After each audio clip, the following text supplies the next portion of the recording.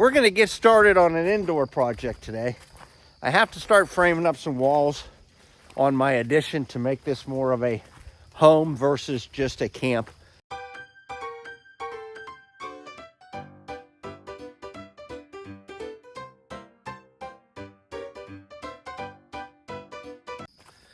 But you may ask me, what are you going to do with this wood? I've already explained to you about the board and batten, but I have a bunch of 2x4s that I moved down into the new building about a month ago. They were dried enough. I wanted to make some more room up there, and I wanted to get them down there where I'm going to use them.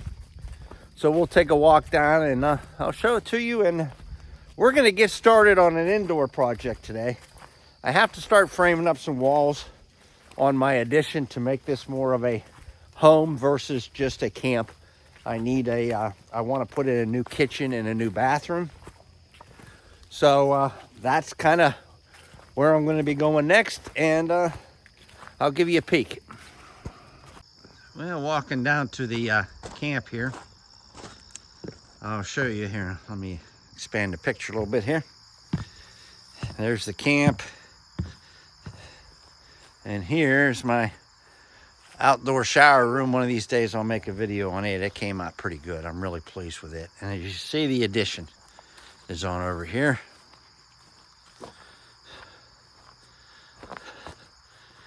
And we're going to go in and review what's going on.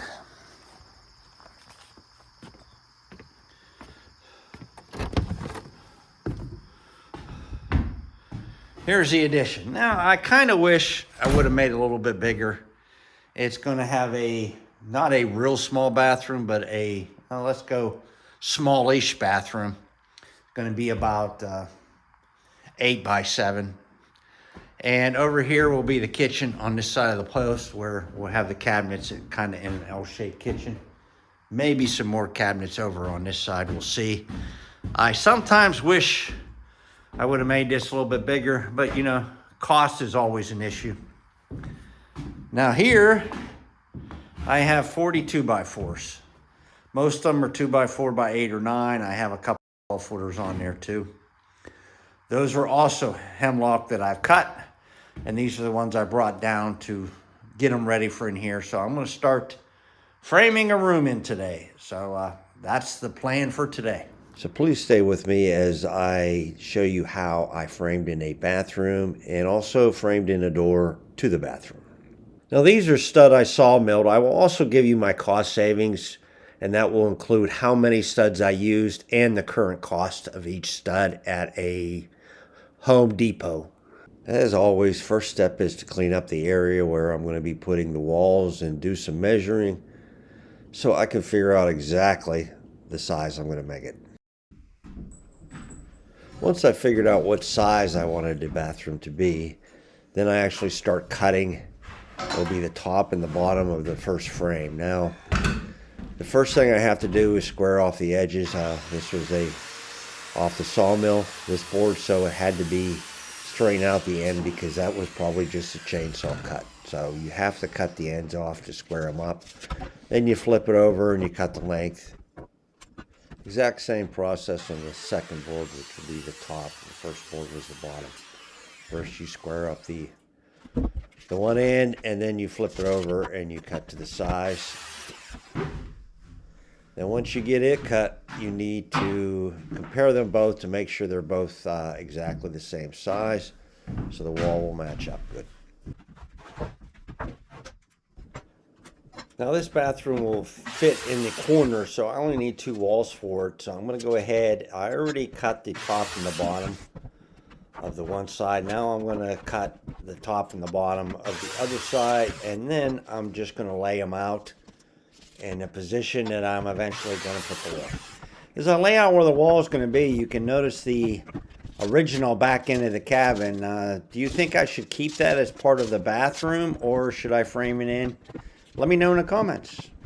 Okay, I'm going to make it 7.5 feet internal and about 8 feet long, a little under 8 feet. Take 4 inches off, so it'll be a little under 8 feet. That's going to be the size of the bathroom. That's just in case my wife wants to put something over top of the existing board and batten. That way I can maybe run some water lines or something inside of the wall over there if I have to, or at least electric. But anyhow, that's the size it's going to be. And I need, now I'm going to put it 7.5 feet high inside off the floor. So these are 2x4s. So 2 is 4-inch, 76 inches. I need 72 inches, and I need 7 of them. Now it's a good thing. It's a good thing I always double check my measurements. Make sure you double check your measurements because it doesn't always. Sometimes you're just not thinking right. And 7.5 feet high is actually 90 inches. So I want to subtract. So that's actually 86, not 72. If I would have cut 72, they would have been way too short. But I guess I figured it out.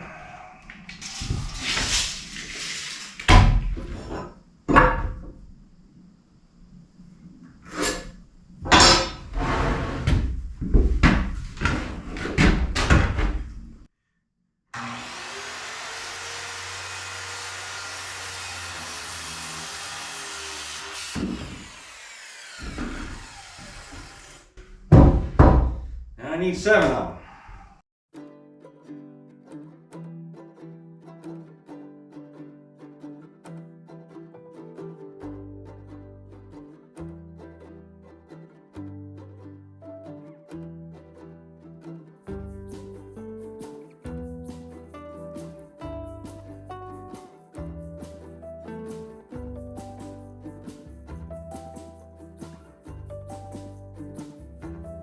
Now I'm actually going to lay out the wall itself. I naturally got to do a little bit of cleanup, but I'm going to use the back wall as kind of a brace because I'm working by myself and I need to be creative so I don't have to hold things as much. Now I'm just measuring 16-inch centers for each stud the whole way along this wall frame.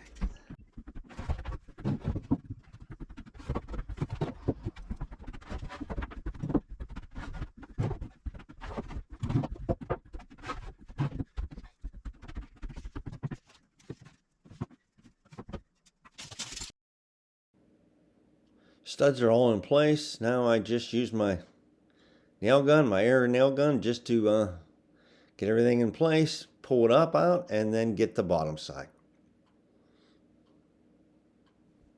Sure is nice to have a nail gun. Then it's just lift it up and get it out of the way so I can make another one.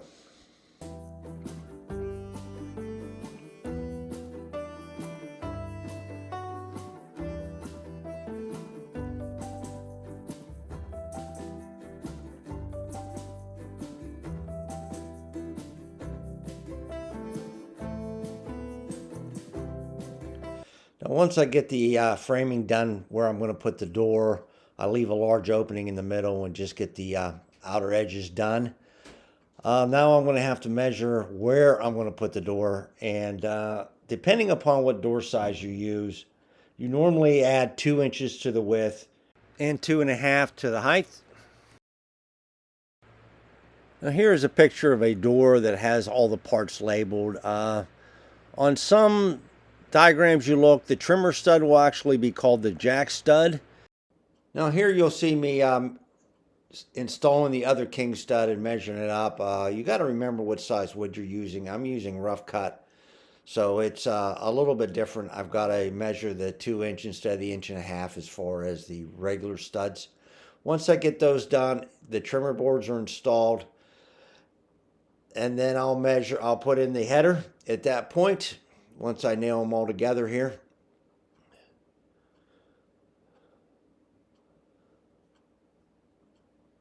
The header is now going to be nailed into place.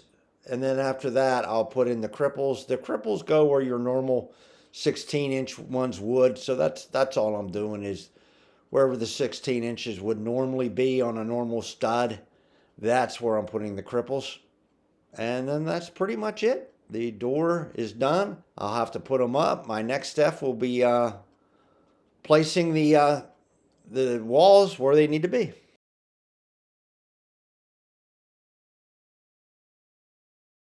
Now you see the two walls. That's the solid wall. The steps are eventually going to go up there. That's the wall with the door. In the video, I attached everything to the floor with screws. They're attached to this wall. I made it so it came out right at a stud, you see?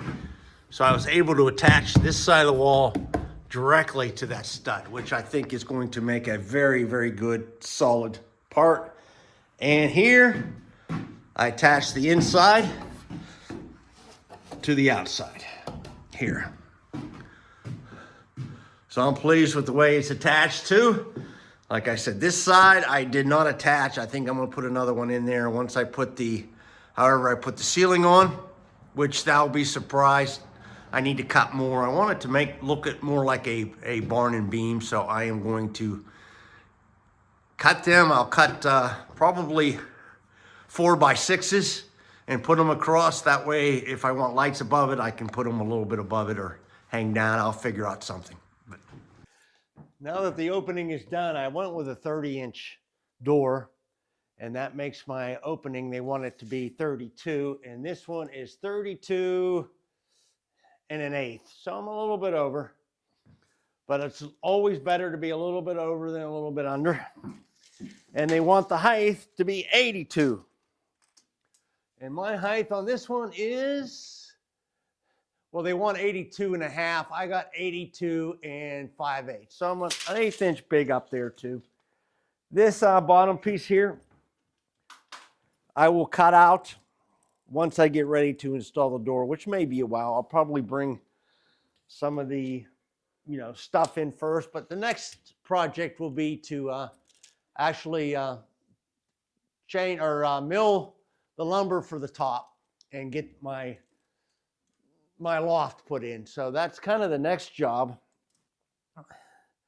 Now the boards I used 20 of these 2x8s, 2x4x8. So that's the cost from Lowe's came out to about $69. Cost from Home Depot about the same, maybe a little less at 60. But these are 2-inch wide, and they're actual it looks like 3 3/4 instead of 3.5. Now I may put another brace in here just to add some bracing here for strength, because I didn't have room, as you see, for a 2x6 up there. And I want to keep the ceiling a little bit low. The ceiling in here is going to be 7.5 feet high. That way I leave up more room up above in the loft area for a small bedroom, some more or less a kid's hangout is what it's going to be. But this came out okay. I'm pleased with the way everything's coming out. I don't know whether to add a top plate to the very top yet or not. I will talk to a carpenter and see. I am not a carpenter by trade. If I have to add a top plate, that just add 2 inches to the height inside, which is not a big deal. Well, that's almost a wrap. I hope you guys follow along to see me building the inside and milling my lumber to actually build it with. That makes it a little bit unique. Be using some beams. I'll be making paneling. I haven't decided about making floors yet or not, but we'll see. I also attached a couple of my trail cam pics at the end of this video, and you'll see them coming up soon. Trail cams are interesting this time of the year. It's fall up here. The deer are going into rut. The bears are hungry, so they're out eating. So I'm getting more pics of bucks than I usually do, because I live next to a lumber company and in a national forest.